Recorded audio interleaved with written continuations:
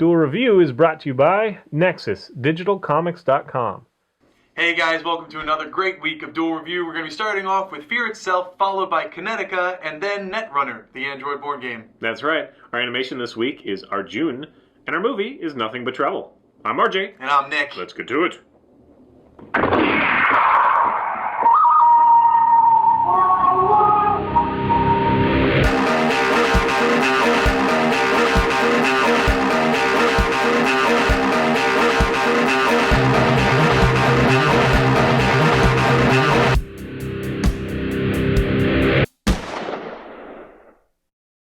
Today is October 29th, and we're taking a look at Fear Itself, the Marvel event. That's right, and it came out in 2011, and unfortunately it didn't get a lot of attention because the critics really bashed it before it had a chance. But we did revisit it, and I liked a lot of it. There's a lot that they could do more of, and that's the biggest problem with Marvel is they rush through these main events. You know, they're over in 7 issues, and it's just like, well, there's so much more. But then they take it and they throw it to like the side stories. Fear Itself, Fantastic Four, or Fearsome Four rather. Fear Itself, Avengers. It's just I don't understand why they do that. Why they don't just flesh out the core story. Yeah, the core story. Yeah, you can have kind of spin-offs in the main title too. I mean, right. Why not? It doesn't have to be Fear Itself Avengers and then just stick to just the Avengers. But before we go any further, one thing I did like though is that they did a better job with when you're done with the comic. It showed you, okay, well, this story advances in this right. comic. This story advances in this comic, which I don't know why they got rid of. They don't really do that for AVX. I mean, they say check out this and this and this, but they don't tell you what the story. Like, if you want to follow this part of the story, read this comic. Right. At the end of the last issue, they had like little what are they, prologues? What comes to epilogues? Epilogues. They had little epilogues, which kind of showed you the continuing story and who to follow. They really were just advertisements. They weren't really epilogues. But yeah, that's true. Well, they were kind of, well, in any case. The one that I was really curious about was the Hulk one, which follows up in the Incredible Hulk, which is the ongoing series now. And I like the Juggernaut. Right. So we're kind of interested in that, and that's kind of happening. That storyline is still happening now. But in 2011, we're talking about Fear Itself, and what happens is the prologue was the Red Skull had found Skadir's hammer, which is the Herald of the Serpent, and I'm going to get into that in a second. And he can't pick it up, so he builds a base around it. It's in Antarctica. And he tells his daughter, and I have no idea why the Red Skull has a daughter, because who the hell would sleep with him? I mean, he's got this big freaking ugly... His daughter Sin. Whatever, yeah. So his daughter's name is Sin, and, she goes there and she decides, I am going to be the one who can pick this hammer up, much like, the only person who could pick up Mjolnir is Thor. So she picks it up, she becomes Skadir, who is the Herald of the Serpent, and she awakens the Serpent. Turns out that the Serpent is Odin's brother, and he really just wants to overthrow Odin, become the new lead of the Asgardians. So the Allfather. He right. Perhaps is the true Allfather, actually. Maybe, yeah. It's him. He's saying that he is, but it's never really. Yeah, Odin just kind of behaves badly about it and kind of skirts the topic. So you don't really find out if he really is or if he's just saying that. But that is interesting because I did want to know. It brings you into the Asgardian lore more than Thor comics, which is just funny. Thor is always just fighting around, and you don't really get into the Asgardians too much. So, it follows that stuff, but it doesn't really get into, like, the good lore. So this really kind of tips onto that, plus it's a tie into, like, Captain America with the Red Skull and stuff. So, you're looking at a lot of cool things that could happen. So the Serpent is awakened, and he decides to call on the 7 Worthy. And the 7 Worthy are 7 hammers that fall to Earth, and they choose, or have already chosen, who's going to wield them. So they pretty much fall... The Worthies actually the people that are chosen, but yeah. Right, well, okay, you're right. So he calls them on the 7 Worthy, the hammers fall, and then the Worthy are chosen. Essentially, the hammers fall to whomever is going to get them. So Titania, I think, is one of the first ones to get it, plus Juggernaut and Hulk and Absorbing Man. Yeah, which that one doesn't make sense to me because Absorbing Man. Yeah, Titania and Absorbing Man are in the same place, right? And she gets her hammer first, and then she's like, "Get up, moron! Let's go find your hammer." It's like, wait a minute, what? Yeah, does it really work that way? I don't know. But all the other ones fall like in the vicinity, Yeah, right. But yes, Hulk and Juggernaut, and what's the one from the deep? And what is his name? Which we don't know much about. Yeah, hold on. I got Atuma from the deep, and then you have the Grey Gargoyle. How many is that? Oh, and the Thing. Did I say the Thing? Yeah, the Thing. Okay. He's the last one. Right. And he's, unfortunately, his story, I mean, he looked really cool as what's his name? The Thing's name is Angrier, the Breaker Yeah, of they Souls. all have their, Asgardian they're- kind of lower names. So he becomes this thing, and he's black, and he's got like this orange glow where all the cracks are, and that looked really awesome. But he's only Angrier for a short period of time. It really sucks. Another thing that they could have done better was each of them have these really cool names. You know, like the Breaker of Souls was Thing. Then you have the Breaker of Faith, the Breaker of Ocean, the Breaker of Wills, the Breaker of Men, the Breaker of Stone, and the Breaker of Worlds, which was Hulk. And I was really hoping that would, but they never really do anything with it. Yeah, and honestly, that's the part that pulled me in. Like, I avoided Fear itself just because it had to do with Asgard, and I don't really enjoy that very much usually. Every once in a while, Loki gets my attention or whatever, but yeah, Odin, and I don't really care about Odin and Thor and whatever. But I was drawn into it because I wanted to follow the Juggernaut, because, you know, of course, Colossus becomes the new Juggernaut with the ruby, and it was because he was the Serpent's, slave, the chosen or whatever. Right. And so he couldn't be both. They convinced I forget what his name is, the Crimson, God or whatever. Yeah, that, the Crimson Armlets. Yeah, that he wasn't supposed to have two, that he was actually the Serpent's slave, and so he re-gifted it, and Colossus ended up taking it from his sister or whatever, dodging that bullet, or taking the bullet for her. Anyway, that's got me into it, and I actually followed Juggernaut's story before I read the core story of Fear itself. And I really enjoyed that, because you get this moment where the X-Men are really trying everything they can to stop him, and then just can't. And so you have just like panel to panel, like, oh, we tried this, didn't work. Tried this, didn't work. He's dead, but we tried this, and it didn't work. Like one of our X-Men got killed because whatever. It was just kind of a fun little romp. And then I read, the main story, and it was devoid of any of that. You didn't get that kind of romp. I mean, they get a little bit on their own. They have their own books that you can follow, minus the Thing, of course, because it was so brief. But I don't understand why they segregate the story so much. If you follow the core story, you get this kind of wimpy tale, honestly. Yeah. You get Odin and Thor, bitching at each other. I hate you, Dad. Yeah. I hate you, son. No, but I really love you. Yeah, to get any of the meat, to flesh it out, you have to read all these other books. But, again, they did the best job of the last, bunch of events in telling you which ones to follow and why. But it's still, I don't understand why they don't just make it a core story. Yeah, I don't know why they do that either. It's like, this is... It's very procedural with these things. We have 7 issues. This happens, this happens, this happens, this happens. But you don't, and then all the good meaty stuff is thrown out into the side stories. Yeah. So it's just like, why do they do that? They could, if they just made it 14 issues, they can really put a good story in there.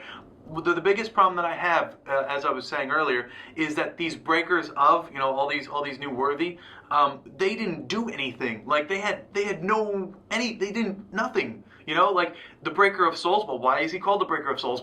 I don't know. You never find out. Yeah, it's kind of like the Phoenix 5 with the AVX story that we just had. They kind of they're superpowered and fight a little bit. Yeah. And that's it. There's no specific purpose other than to be badasses. And they really only run into the people that get in front of them. It's not like they're seeking out different targets or something. Anyway, but the reason that I think in part that we wanted to bring up Fear itself is because even though we're talking about the problems of it, it seems stronger than the last couple events. Like Schism, great idea, not executed. AVX, great idea, not executed. Even with all the top-notch writers, and it's just Marvel is really failing. And like I've recently, I've kept up with the Batman series, and Batman 13's out. 14's about to come out. You got the re-emergence of the Joker, and it's very dark. The Joker is darker than he's ever been, and it's interesting. It's changing a little bit. I mean, we complain about the New 52 not really being that new, but they're doing a better job. And I think we said this on our AVX review,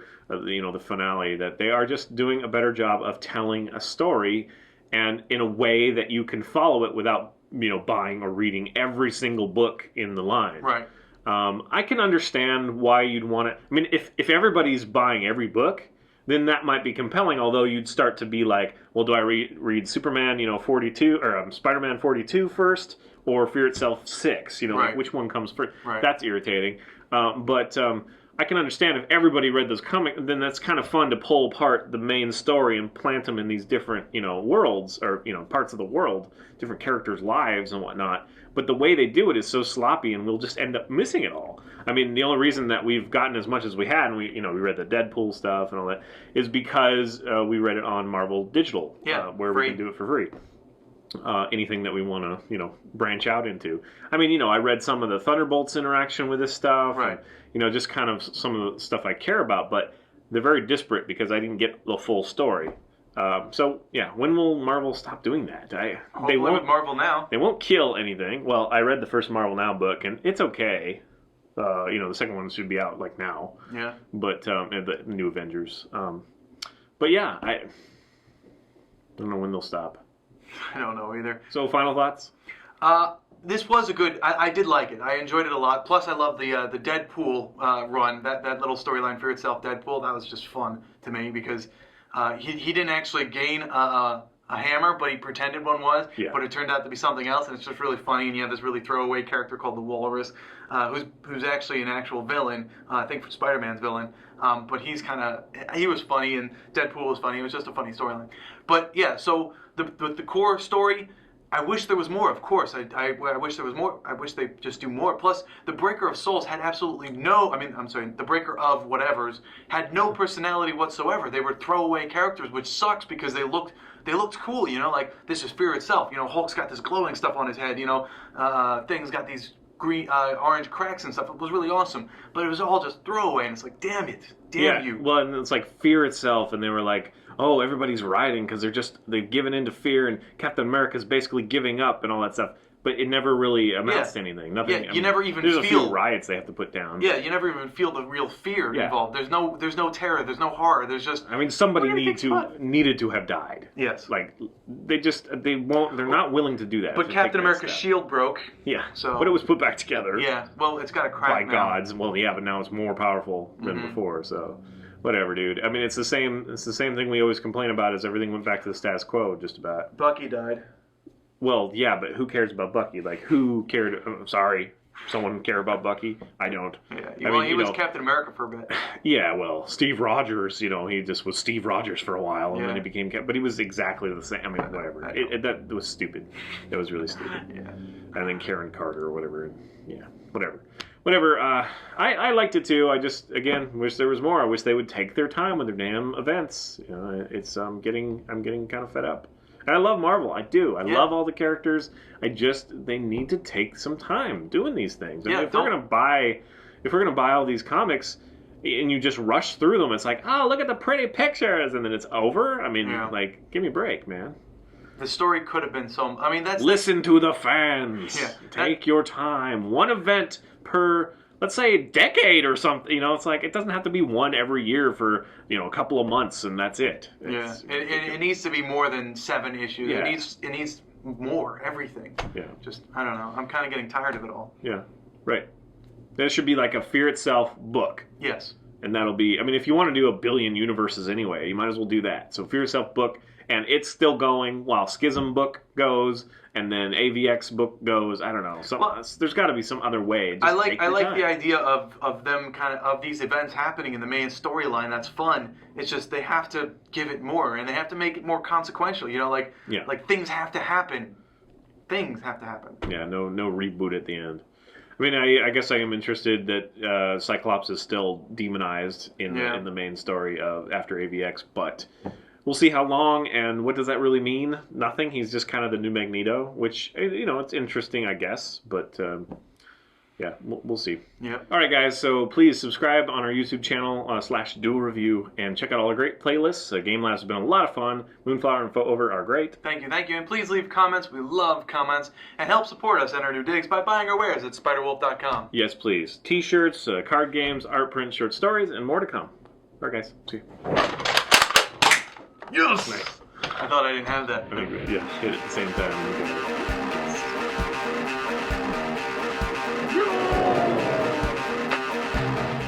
Next up, the video game Kinetica.